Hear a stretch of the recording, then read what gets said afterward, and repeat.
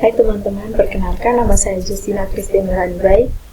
Saya mahasiswa program studi pendidikan kimia Fakultas Keguruan dan Ilmu Pendidikan Universitas Nusa Cendana. Di sini saya akan menjelaskan bagaimana cara menggunakan aplikasi ChemLab. Nah, di mana aplikasi ChemLab ini merupakan aplikasi yang digunakan untuk melakukan praktikum sederhana atau dengan cara praktikum virtual. Nah, langsung saja kita masuk pada aplikasinya. Di sini saya sudah masuk pada aplikasi ChemLab. Langsung saja kita klik, kita cari pada bagian New yang ada pada bagian pojok atas kiri. Nah, setelah itu akan tampil seperti ini. Ini merupakan bagian-bagian yang akan teman-teman dapat pilih untuk teman-teman bisa melakukan praktik sederhana. Di sini saya akan memilih bagian Acid Based Diffusion. Langsung saja setelah kita pilih, kita klik pada bagian OK. Nah, di sini akan muncul materi mengenai titrasi asam basa. Ini materi terkait titrasi asam basa. Selanjutnya ada juga prosedur, di mana prosedur ini merupakan langkah-langkah yang digunakan dalam melakukan praktikum titrasi asam basa. Selanjutnya ada juga observation. Observation ini merupakan latihan atau post-test yang digunakan setelah post-test yang dapat teman-teman isi setelah teman-teman melakukan praktikum.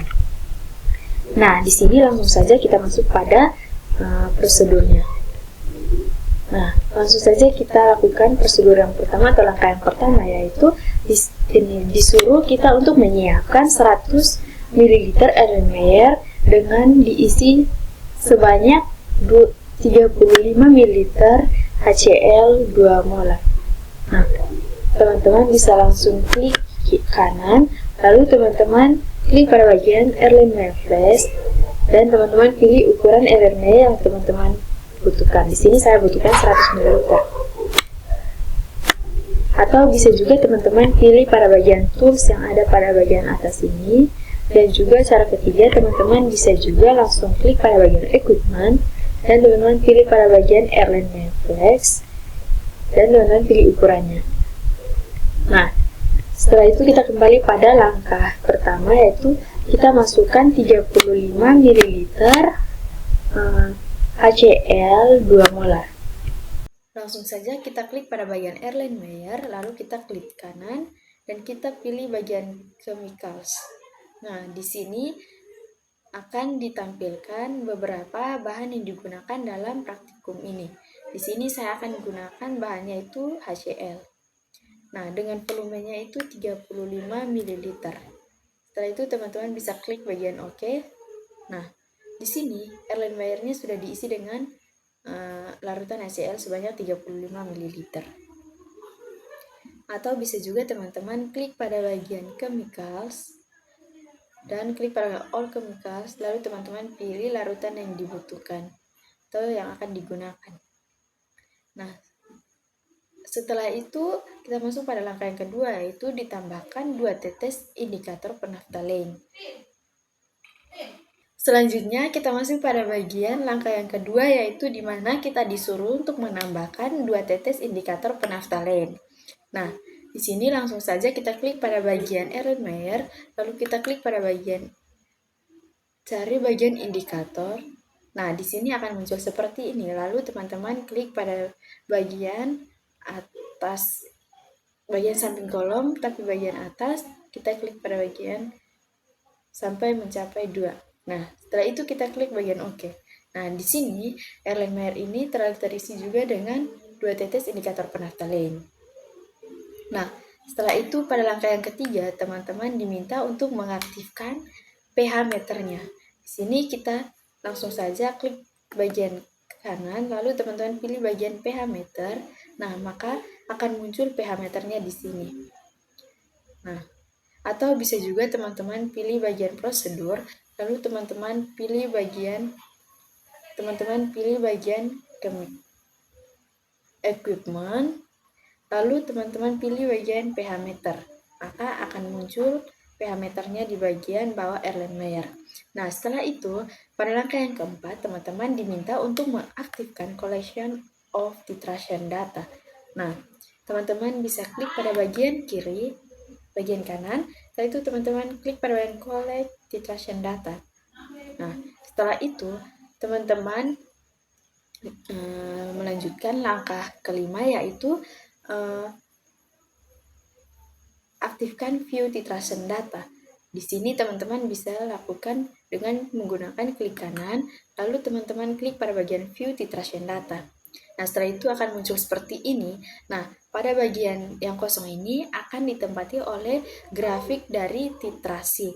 Nah, grafik ini akan muncul ketika teman-teman melakukan titrasi. Setelah itu, pada langkah yang keenam itu teman-teman diminta untuk menyiapkan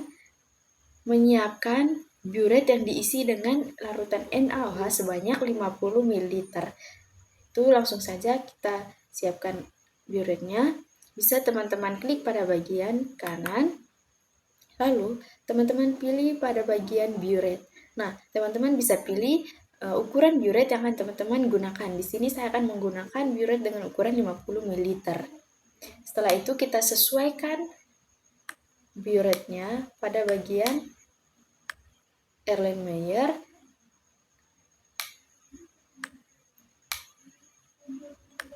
Setelah itu, setelah kita atur posisi burette-nya seperti ini, kita langsung isi burette-nya dengan larutan NaOH sebanyak 50 ml juga. Nah, langsung saja kita klik pada bagian kanan juga, langsung kita pilih pada bagian chemicals. Nah, di sini teman-teman langsung saja pilih pada bagian NaOH dengan volumenya itu 50 ml. Nah, kemudian teman-teman pilih klik oke. Nah, di sini pada burette-nya ini sudah diisi dengan larutan NaOH sebanyak 50 ml.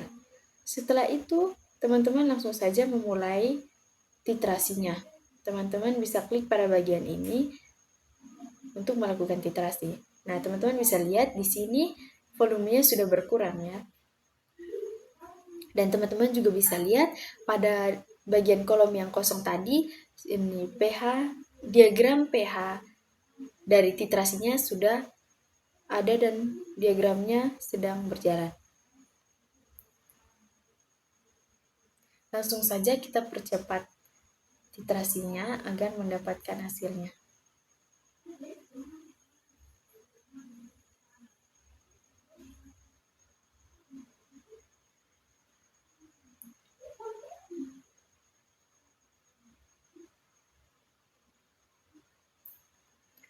Nah, ketika larutnya sudah berubah menjadi merah lembayung, maka teman-teman bisa matikan titrasinya dengan teman-teman mengklik pada bagian close. Maka titrasinya akan berhenti. Nah, teman-teman juga bisa lihat di sini titrasinya itu berhenti pada pH atau pada volume 11,6 di antara 11 dan 12. Jadi saya gunakan 11,7.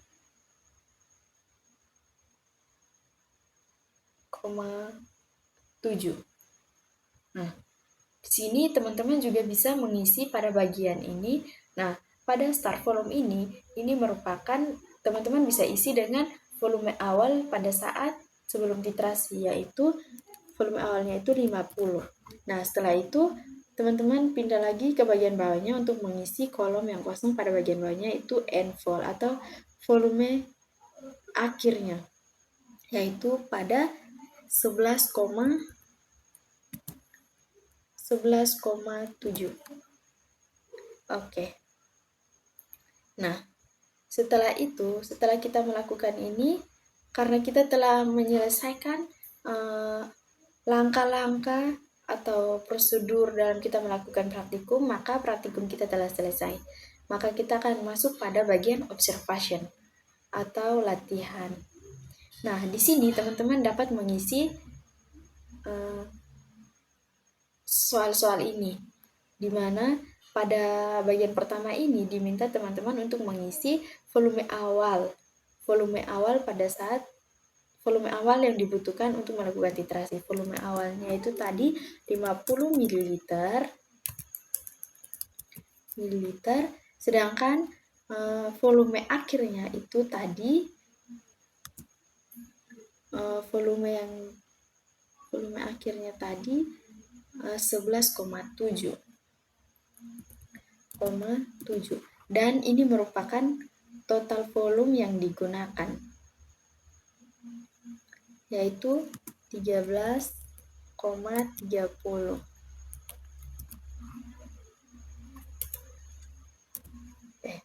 Setelah itu teman-teman, di sini dikatakan bahwa setelah pH-nya naik, maka apa yang terjadi? Apa yang terjadi setelah pH-nya naik? Maka teman-teman bisa saja langsung isi di sini larutan yang awalnya berwarna bening setelah dititrasi menggunakan larutan NaOH,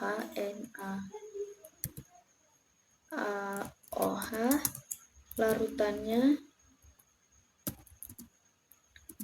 berubah menjadi warna merah lembayung.